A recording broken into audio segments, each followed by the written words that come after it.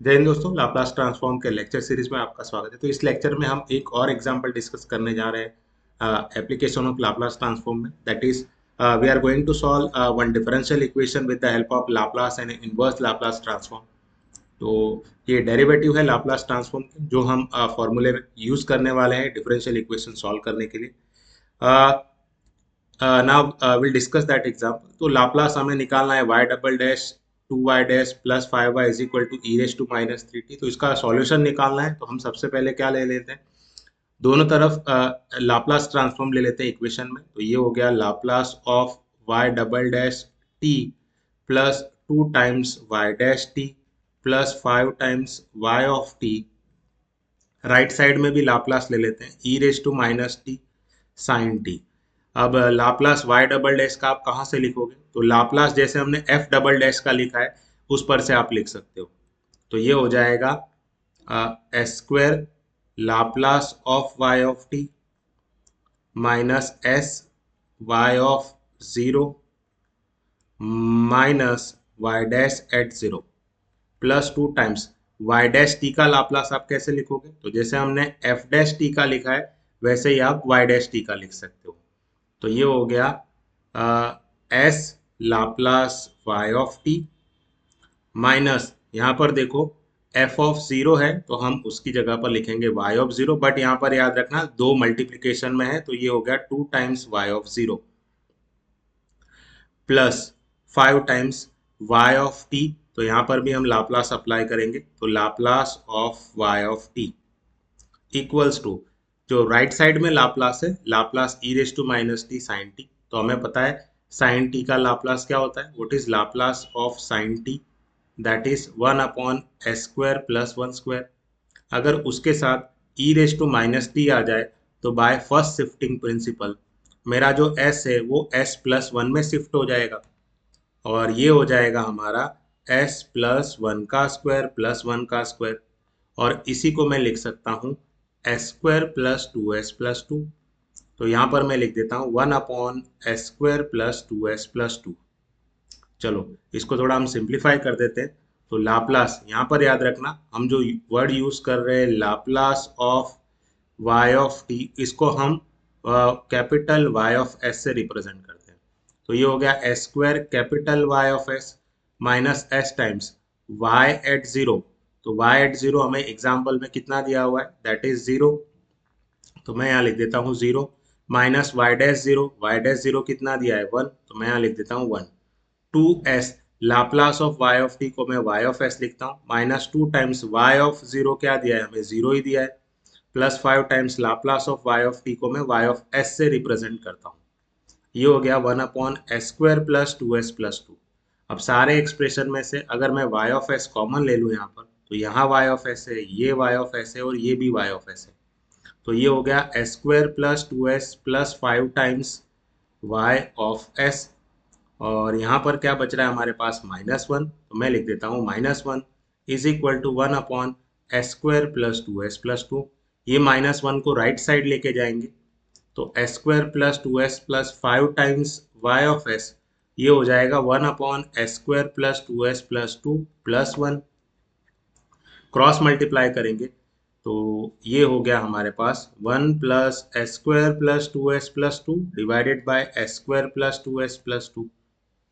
थोड़ा और अगर इसको सिंप्लीफाई करें हम, तो ये हमारे पास हो गया s square plus 2s plus 5 times y of s equals to s square plus 2s plus three divided by s square plus 2s plus two.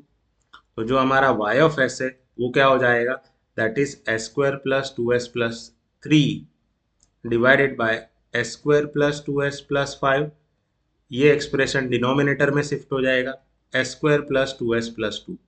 तो ये हो गया हमारा कैपिटल वाई ऑफ एस। इसी को हम हमारा अल्जेब्राइक इक्वेशन भी बोलते हैं। तो लाप्लास ट्रांसफॉर्म क्या करता है, डिफरेंशियल इक्वेशन को अल्जेब्राइक इक्वेशन में कन्वर्ट कर देता है। अब इसी अल्जेब्राइक इक्वेशन को हम सॉल्व करेंगे बाय यूजिंग पार्शियल फ्रैक्शन। तो हमारे पास जो y ऑफ s है that is S square plus 2s plus three divided by s square plus 2s plus five, और हमारे पास है S square plus 2s plus two. ये दो चीजें हैं, मैं एक बार वेरीफाई कर लेता हूँ ताकि आगे जाकर हमें कोई प्रॉब्लम ना हो। ओके, तो इसी का हमें क्या लेना है, इसको पहले हमें अलजेब्राइक इक्वेशन को सॉल्व करना है। कैसे सॉल्व करोगे, पार्शियल फ्रैक्शन से। आप पार्शियल फ्रैक्शन से कैसे सॉल्व करते हैं इसको, तो आपको याद होगा, देखो यहाँ पर S square plus 2s+5 plus s square plus 2s+2। अब जितना भी डिनोमिनेटर का पावर होता है उससे एक कम पावर का हम न्यूमरेटर में एक्सप्रेशन लेते हैं। तो डिनोमिनेटर में पावर 2 है, तो मैं एक सिंगल डिग्री का इक्वेशन ले रहा हूँ, तो दैट इज as+b।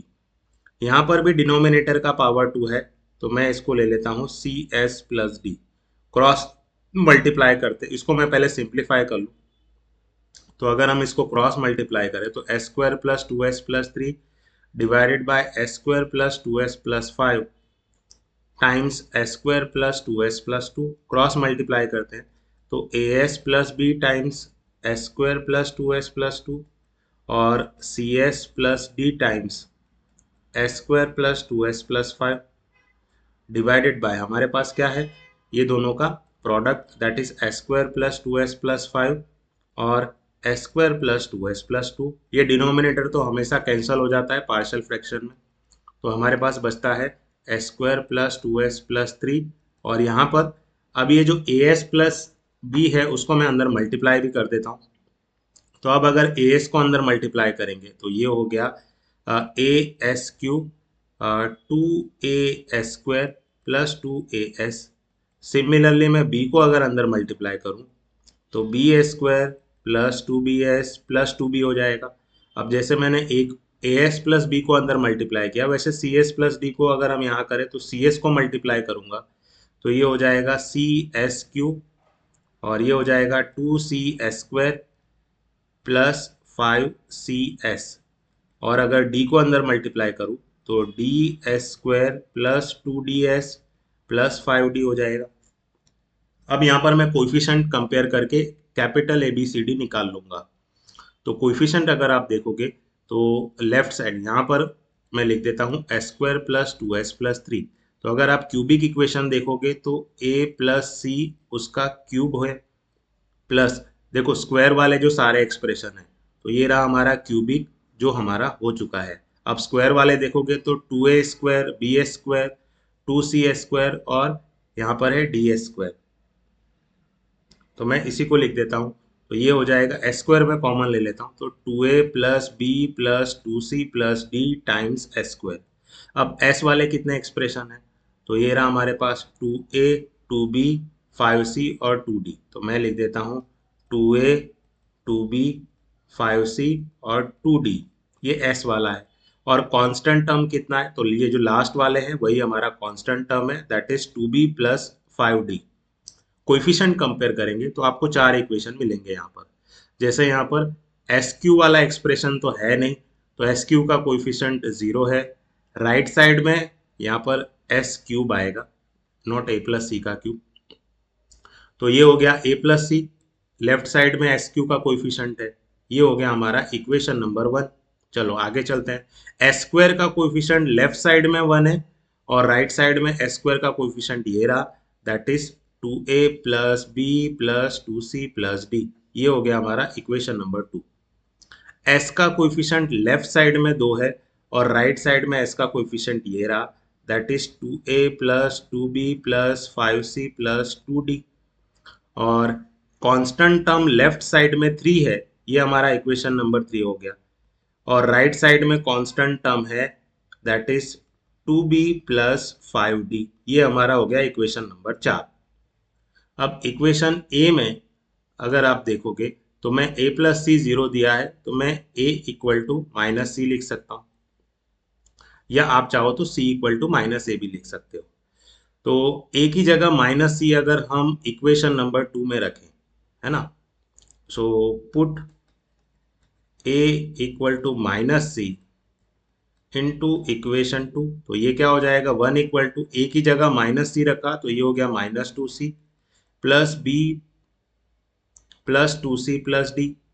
तो +2c और -2c चला गया, आपको मिला b plus d equal to 1। एक और इक्वेशन मिल गया, मैं इक्वेशन नंबर 5 बोल देता हूँ। तो अगर आप इक्वेशन 4 और 5 को देखो तो दोनों में bd फॉर्म में दिया है। जिसमें इक्वेशन 4 क्या है, 2b plus 5d equal to 3। मैं इसको यहाँ लिख देता हूँ, 2b plus 5d equal to 3, that is equation number 4। और हमारे पास क्या है, इक्वेशन 5 क्या है, b plus d equal to 1। तो मैं यहाँ लिख देता हूँ b plus d equal to 1, that is equation number 5। तो मैं सॉल्व करने के लिए इसको 2 से मल्टीप्लाई कर लेता हूँ, तो b एलिमिनेट हो जाएगा। तो 2b plus 5d equal to 3 और 2b plus 2d equal to 2। अगर मैं माइनस ले लूँ तो ये हो जाएगा, 2b एलिमिनेट हो जाएगा, 3d इक्वल टू 1, तो मुझे d मिल गया 1/3।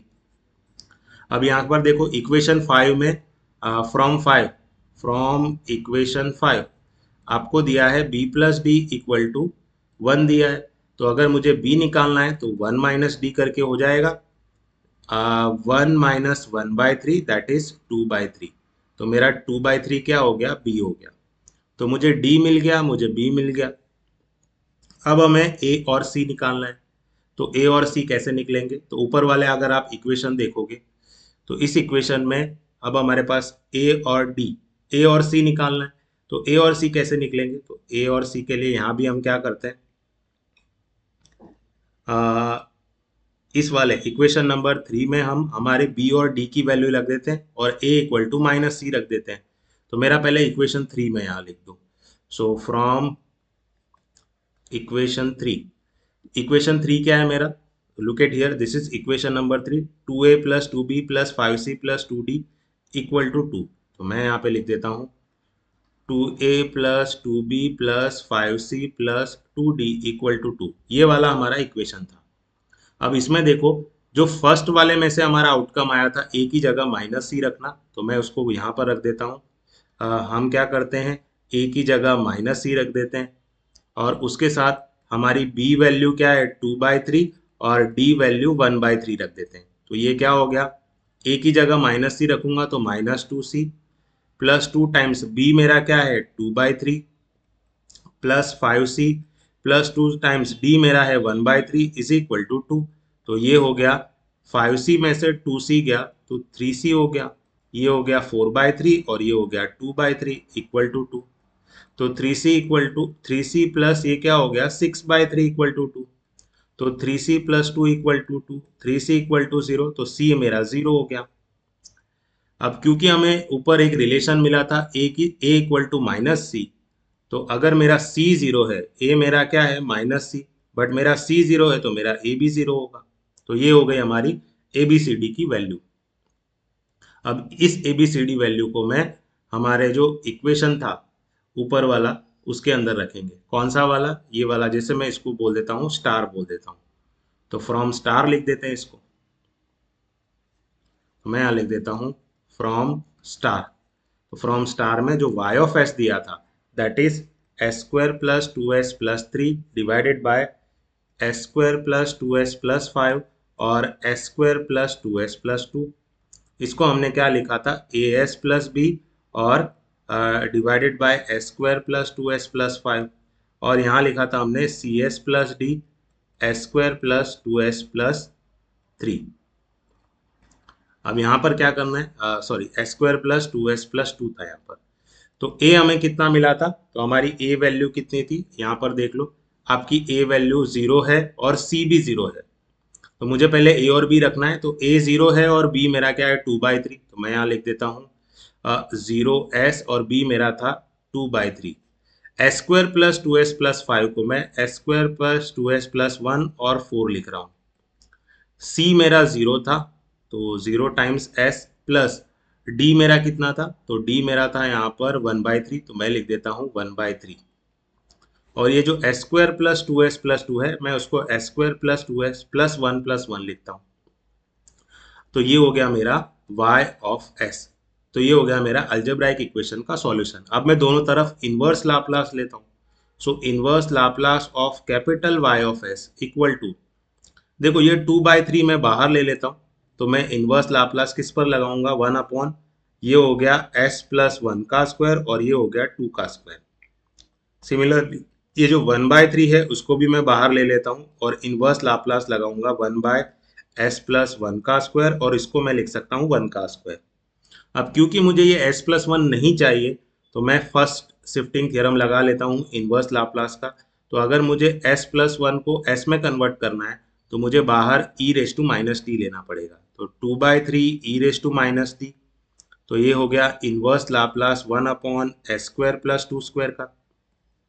अब सिमिलरली यहाँ भी मैं अगर e raise to minus t बाहर ले लूँ तो ये हो गया s प्लस वन s में शिफ्ट हो जाएगा, तो ये हो गया s² प्लस 1²। अब इसका इनवर्स लाप्लास हमें आता है, दैट इज साइन 2t/2 और 1/3 ई रेस टू माइनस टी। यहाँ पर ये किसका इनवर्स लाप्लास है, दैट इज साइन टी। तो ये 2 और ये 2 चला गया। 1/3 और ई रेस टू माइनस टी अगर आप कॉमन ले लोगे तो आपको मिलेगा sign 2t plus sign t. तो ये हो गया हमारा inverse Laplace y of s का, जिसको हम लिखेंगे y ऑफ t, है ना। Inverse Laplace of y of s को हम y ऑफ t बोलते हैं। तो ये हो गया हमारा सॉल्यूशन। आई होप आपको ये लेक्चर समझ में आया। Thank you everyone.